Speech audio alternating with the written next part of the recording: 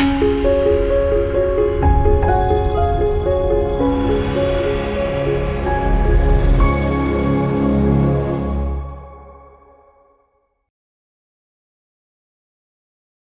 మాత్రం. నేను మీ జర్నలిస్ట్ నవత. నేను మీ అందరికీ తెలుసు, నిన్న జాతీయవాదుల రౌండ్ టేబుల్ సమావేశం ఒకటి జరిగింది, అక్కడికి వెళ్ళాము. హిందువులకు ఏ ప్రభుత్వమైనా ఒక విషయం గుర్తుపెట్టుకోండి, అందరికీ ప్రభుత్వ ఉద్యోగాలు కల్పించాలి అంటే అది వీలు కాదు. అది ఏ ప్రభుత్వం వచ్చినా అసాధ్యం. మరి ఉద్యోగాలు లేని యువత ఆర్థికంగా సస్టైన్ అవ్వడం ఎలా, ముఖ్యంగా హిందూ యువత సస్టైన్ అవ్వడం ఎలా అని మాట్లాడుకున్నప్పుడు అక్కడ ఒక అన్న నాకు ఒక విషయాన్ని చెప్పాడు. మీ ఛానల్ ద్వారా ఆ విషయాన్ని తీసుకెళ్ళమ్మా, అది ఖచ్చితంగా జనాల్లోకి వెళ్తుంది, చాలా ఉపయోగపడుతుందని. ఈ విషయంలో అపార్ట్మెంట్ వాళ్ళు, గేటెడ్ కమ్యూనిటీ వాళ్ళు, అలాగే కాలనీలో ఉన్న పెద్దలు యువతకు సహకారం అందించాలి.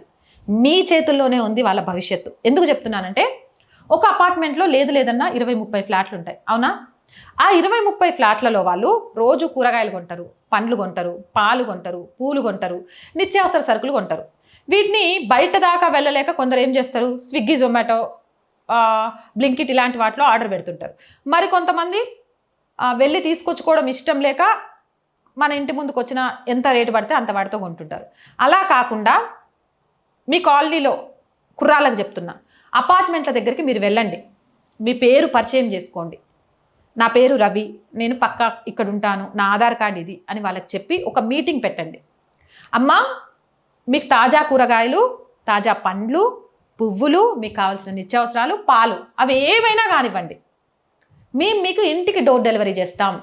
మీరు ఎలాగైతే కూరగాయలను ఏరి, పండ్లను వేరి, బేరాలు చేసి తీసుకొచ్చుకుంటారో అలానే మేము కూడా తీసుకొస్తాం.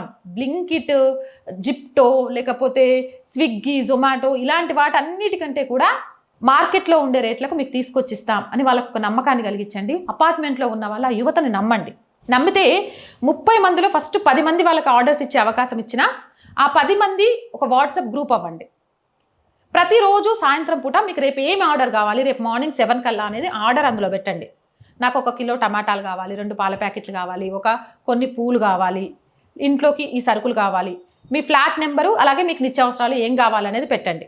ఇప్పుడు మీరు ఎవరైతే వ్యక్తి, యువత ఎవరైతే ఒక అపార్ట్మెంట్ని ఓన్ చేసుకున్నారో ఆ వ్యక్తి చాలా నిస్వార్థంగా, నిష్పక్షపాతంగా, చాలా క్లియర్గా ఏ ఫ్లాట్ నెంబర్లలో ఏమేమి అడిగారు అనేది మీరే స్వయంగా వెళ్ళి కొనుగోలు చేయండి. కొనుగోలు చేయడానికి వెళ్ళినప్పుడు మార్కెట్లో ఉండే హిందూ వ్యాపారులతో మాట్లాడుకోండి.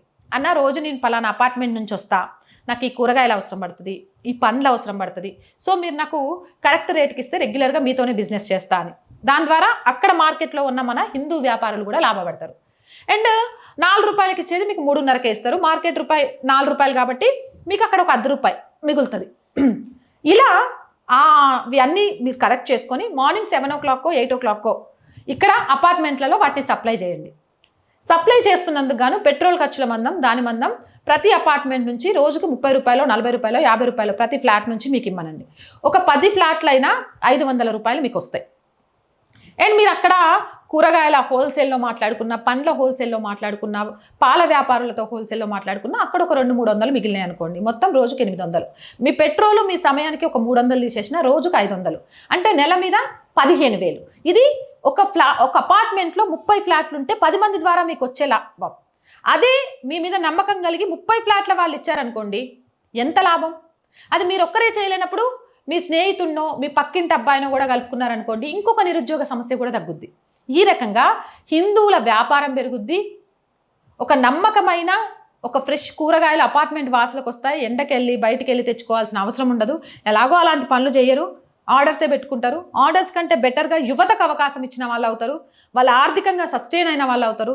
వాళ్ళు మీ సెక్యూరిటీ గార్డ్ కొడుకే కావచ్చు, మీ ఇంట్లో పనిచేసే పనామా వాళ్ళ కొడుకే కావచ్చు, మీ డ్రైవర్ తమ్ముడే కావచ్చు, ఎవరైనా కానివ్వండి, ఆర్థికంగా ఒకరికి ఎంప్లాయ్మెంట్ ఇచ్చినట్టు అవుతుంది.